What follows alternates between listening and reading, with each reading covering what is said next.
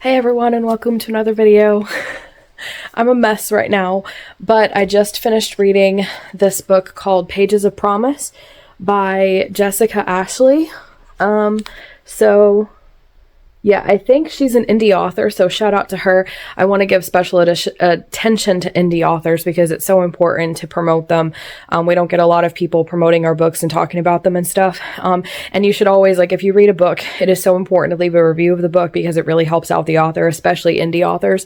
So this is technically the first book in the Coastal Hope series, but they're standalones. I like going in order. So Pages of Promise by Jessica Ashley. So this book is a Christian military romantic suspense, and it was on my November TBR list, so I'll have a link to that. I think it's basically my cousin and I pick books from our TBR list, and the challenge is to read the set books that we choose that month, and we have turned this into our first book podcast. So that one's going to be the first episode in our November one, which will be posted in December. So we read them in 1 month and then they get posted the next month. So I'll have a card and a link here. So go subscribe because that's our new podcast. So we should have our channel up by the time you guys are watching this. But anyways, so this was on my November TBR list. So Pages of Promise by Jessica Ashley. So the story behind this book is a little interesting. I read this book called Cyclone. I can't remember the author name. I have a review. By the time you guys are watching this, I'll have a link to my review. That was on my October TBR list. So check that out. And that was military romantic suspense, which is what I'm currently writing at the time of recording this, is military romantic suspense. The problem with Cyclone in that series was that it is very spicy and it just wasn't good. And so I bought the whole 14 book series at a spree in my October TBR video. I'll post that here. We posted that on this channel, even though it's our first episode of the podcast. And so bought the whole series on a spree, got a refund, sent them all back. And she seems like she has plenty of support. So I don't think she was an indie author, or if she is, she has plenty of readers, because I usually don't do that because that really hurts indie authors, especially. So I was looking, and my cousin even helped me. We were scouring military romantic suspense that's non-spicy, and it was impossible. It took me especially, I thought that it didn't exist, and I was really disappointed because I want to read it. I'm writing it. I want to read other books in the genre. And then we found this series by Jessica Ashley, the Coastal Hope series, and they're Christian military romantic suspense. So I was so excited to finally get one. My main concern is that I didn't want it to be cheesy, because sometimes not all, some Christian content can come across as cheesy. And yeah, so let's get to the actual review. Overall, I really enjoyed the book. I had a lot of fun. The interesting thing about this was it was on my November TBR list, along with a fantasy book, and I read that one first. And at the time, I had just finished Cyclone, so I was in a contemporary kind of real world military suspense kind of mood. And then I had to shift my mindset for the fantasy book, and it ended up being so epic that my head got in that series universe. And that was The Serpent of Wings and Night by Carissa Broadbent or something. I have a review. It'll be up by the time you guys are watching this as well. I'll have a card thingy here. So then my mind switched to fantasy, and I had to really switch gears back to contemporary, modern times for military. So at first I wasn't into it, but it wasn't the book. It wasn't how the book started either. It was literally just oh, I want a fantasy book, and I'm switching back to contemporary and all that stuff. So that was the first thing. But it starts with a really interesting premise for the character, and both the main character, which is Eliza, but we go back and forth between her and Lance. And I really immediately fell in love with Eliza's character. She just came out of a divorce, so that was a subject that kind of touched me. And her ex was very controlling. He controlled what she ate, what she wore, all that stuff. And this is her first time having freedom. And then she starts having basically a stalker kind of situation, and she gets a really bad first impression of this guy named Lance, who is ex-military, and he, with his ex-military buddies, formed this security firm in town. And he's the town nice guy. He does anything for everybody. He's such a nice guy. Everybody loves him. He's really kind. He's really sweet. I really, really love Lance's character. But for her, she has the trauma of her ex, who was really loved. Everybody loved him, but behind closed doors, he was like this abusive, controlling jerk. And so it's just her trauma, but her trauma kind of like associates those traits and kind of puts that onto Lance, even though he's not like that. And we get his perspective, so he doesn't really know why she's treating him rudely, but she's really like standoffish, and it creates this enemies to lovers, even though it's not actually an enemies to lovers romance. But it's a really interesting premise, and it would have annoyed me, except for she had really valid reasons for why she treats him so rudely. But that kind of gets them off onto the wrong foot. But he's the owner of the security firm, so when she starts having this stalker problems, he's the only guy she can turn to. And let me just say that, oh my gosh, the last one that I read, which was Cyclone, and keep in mind, this is the first time I'm reading in the genre. Like, I just sort of, I dive head first when I'm writing in genres, but this is my first time kind of reading the genre. And, well, not really, but because I've read on a few apps and things, but my first time reading novels, like written novels that are published in the genre. And Cyclone didn't balance it very well. It was like spice, romance that got with a romantic plot line that got solved like before the halfway point of the story, with like 3 or 4 big let's solve the case moments, and then kind of this big moment, and then just not really, you know what I mean? Like, it wasn't well structured. This one is perfectly woven, and the pacing is really good. So kudos and shout outs to Jessica Ashley, because her pacing in this book is amazing. So you'll have moments of, and again, the romance is slow burn because of the Eliza's trauma and how she assumes Lance to be a certain type of person, and it does resolve that, and she does kind of have that, oh, I was wrong about him and I'm sorry and I shouldn't have treated you this way kind of moment. So she kind of had not really a redemption, because she didn't really need to be redeemed, but she kind of has that realization moment. So the romance is slow burn, but they do have moments together that really build this, not even like a relationship, because it's like building a friendship, like Eliza really needs to open up and let people in, and it's kind of like helping her overcome her past and everything. And that becomes the foundation for their friendship, which then becomes the foundation for their relationship, if that makes sense. But that's perfectly woven with the stalker, what I call like the stalker scenario. So the suspense, like they'll have this touching moment where they talk or say something deep, or they're talking about God or something. And then like, I cannot believe, like, I've heard the tip that you give, that I don't know who gave it to me, but as a writer, don't use the word suddenly, because I don't know if it was my husband or somebody, but don't use the word suddenly when you're introducing an action, like something's calm and then suddenly the door exploded, or, you know, something crazy, because it just ruins the punch of the surprise and the action being introduced. Oh my gosh, Jessica Ashley is a pro at not using that. Like, I mean, there was like, I can't remember specifics, but there was one moment where it was like, they were talking about God and stuff and really heavy Christian topics, and all of a sudden it was like, there was no suddenly, it was just like, and then there was a red dot on her, and he realized, you know, and just all like boom, and we're just lurched, and I literally felt lurched into the action. And for some people that may be jolting, but literally I really loved it, because every time something would happen, there was this tense, and then you're just jolted into the action, because it was like this calm, relaxing moment, or this kind of romantic moment, or this or that, and it just jolts you, because you're like, hold on. And I had to go back and like reread, and some people that may take you out of the story, but for me, I loved it. It's just, I had to reread it to like, okay, hold on, what's happening? They're being shot at. Like, I didn't see that coming. So that was fun. I really love the way that she portrayed the military. I have a huge, big heart for veterans, and, you know, thank you to all of the men and women who serve our country, past, present, and future.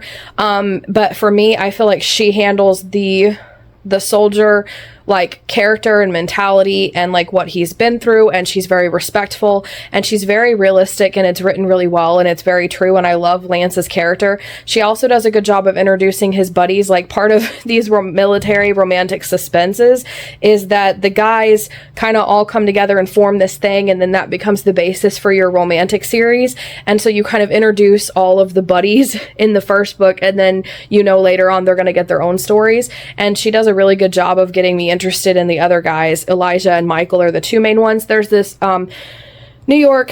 LAPD, so it has to be is it Los Angeles? Anyway, he's a cop in a big city. I think it's LA, and he knows Lance, and I think his name is Jackson, and I get interested in his character. I don't know if he's going to be a dude, but I would like him to be.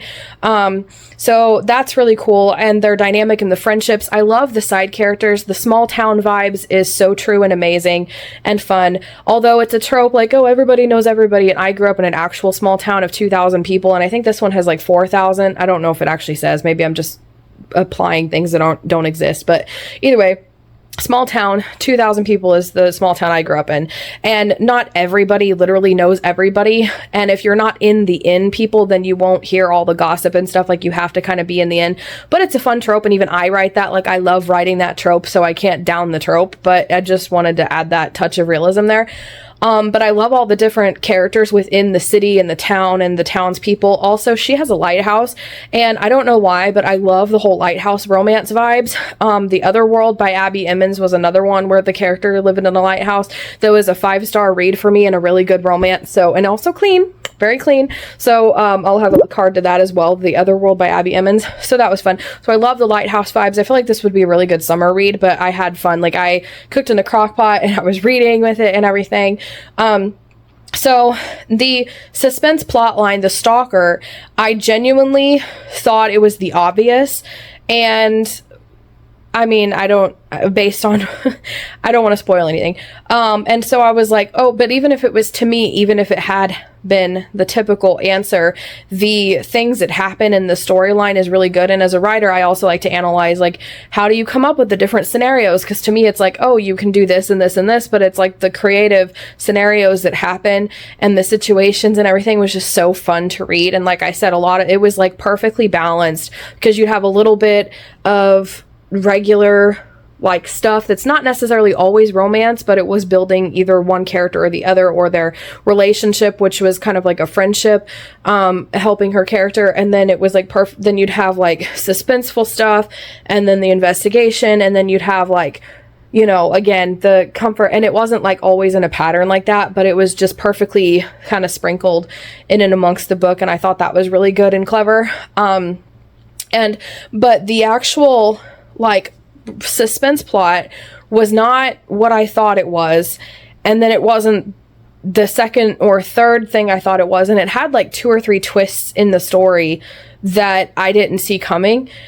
And it also did I don't want to spoil things. How do I word this without spoiling it? I like to call it I just call it the false end, and we'll just leave it at that. So that was fun. I suspected that there was going to be like a false end, and called it, but the actual scenario, I didn't. And so, yeah, I really liked it. Like I said, there were several twists in there that I didn't see coming, and I genuinely was like, wait, what? Like, it blew me away.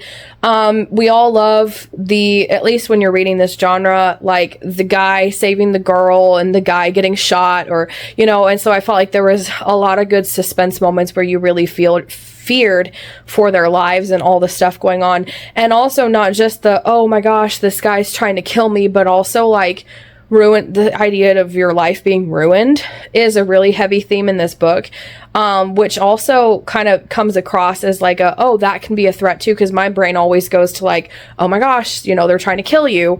But that's an interesting way of putting it too, is because your life is literally being ruined, and that's just as emotional and dramatic too, on top of, you know, the fact that your life is in danger. So yeah, it also gave a lot of nice history with Lance, and his combat history. Like, that's kind of a key part to the military guy. And the Christian element was really good. I feel like Eliza not believing, and the way that Lance kind of introduced God to her and kind of just laid off and like let her see God through the way that Lance lives his life and the things that Lance does for her and for everybody else, and the events that happen, and how God works in mysterious ways. That's an important theme. And that through that, Eliza kind of finds God through that, and through God, not Lance, is also really important. I do that too. I did that in my book Wildfire. because it's important to be realistic about that. And in real life, you shouldn't just believe in God for a person. You should find God because you have a relationship with them. And I feel like that's an important theme. And I really did like the Christian themes. I would say my couple of complaints, because I always have to be objective. That was totally obvious. I always have to be like objectively critiquing the books that I read, both positives and negatives. And in this book, there are more positives than negatives. And the negatives did not deter me necessarily. So this book could have used an editor. And with the last couple of books that I read, I found out how to actually take notes on my Kindle and access them later, which is bad because now my writer's brain goes in and edits the dang book. So Jessica, Ashley, if you'd want my edits for this book, let me know, because I'll hit you up and give them to you. That's fine if you ever want to do a re-release or something. As an author, I could appreciate that. So if that offends you, I'm sorry. It's just a nice offer because I couldn't help myself. So a little bit better editing. There was a couple like plot holes. They were like minor, where it was like he was talking on the phone and it was supposed to be one of the guys, like Elijah or Michael, one of his army buddies, and they were talking about the case, and the person on the phone referred to the other guy, but it was actually that character that went through it. So it was like the wrong person on the phone, and the name got switched and the events were kind of mixed up. And so just little edits like that could have been fixed simply. And different little things like that. I didn't have a problem with usually, you guys know me if you've watched any of my book reviews for any number of times, I'll complain about the writing, like Sarah J. Maas and Sarah J. Maas. Sorry, I've been saying Moss this whole time, but it's just my accent coming in. So Sarah J. Maas and Rebecca Yarros, and famous authors that get by with not having the writing tight. And you can tell that her writing style is actually tight. Like, there's not really syntax errors. There was a lot of like just little bitty minor details and plot little things and questions, things that I would say could have been fixed with a good editor, or somebody who could have seen it. Not that she didn't have a good editor, but so that was the one thing. Those were minor. I just pointed it out when I would see something like, hey, oh, that's off. The second thing, and this one was a little bit more of a thing that kind of bugged me a little bit, was sometimes they had moments where they would feel desire for each other. And I use the word desire because that's the word that she used like repeatedly. So the word itself got repeated quite a bit. And so sometimes you should have used something else, because when you repeat a word, it just gets repetitive. And I know what she was going for was to show like desire in a non-spicy or non-steamy way, because it's a Christian romance. So it's not supposed to be spicy, and it isn't. I'd say it implies steam, but without spice, if that makes sense. So it's clean. Don't get me wrong. But there was several times where like Lance would be from his perspective and he would describe her, and like, I can't even remember how it was worded, but like desire, filled me or something like that, where it was like this awkward kind of thing that really didn't go along with his character, that felt weird because it just, to me, it came off as forced, very, very forced, and it didn't fit with the genre. It didn't fit with the moment, and it didn't fit with Lance's character. And majority of the time it happened from his perspective. Now, I do want to point out there were several times where it worked, and it wasn't necessarily the desire, and it was like where he saw her and she would move a certain way. And that seems more of a realistic way to feel attraction to somebody. And she never used the word attraction, which honestly is a good alternative, because in real life you do actually feel attraction, and it doesn't have to lead to spice in a book. And so typically you would notice that if they move a certain way or wear a certain thing or something directly, like a trick, like, your brain like associates that with attraction, like, oh, the wind blew her hair, or, something like that. And so there was a moment where it did work, and where it was like he wanted to hold her, and something about like, I'm a writer and I'm a writer, not a speaker. He wanted to like hold her and like wish all of the bad things, like make her forget about all the bad things that she had been through. And that to me is a good way of including like desire and attraction, where he wants to hold her or hold her hand or touch her in a clean way, or kiss her and make her forget all the bad things that she had been through. And that to me is realistic, as opposed to just the desire that feels forced, like it was trying to be edgy, spicy, without doing it in a right way, and it feels like she was trying a little too hard when you can just, it's a Christian romance, you can keep it a Christian romance, you don't have to throw in that forced stuff just to make it feel like it should fit there. So that would be the biggest complaint. And I did mark down any time that I saw it that didn't fit. It just stood out and screamed to me as not Lance, this feels forced. So I did mark those down and write those down, basically.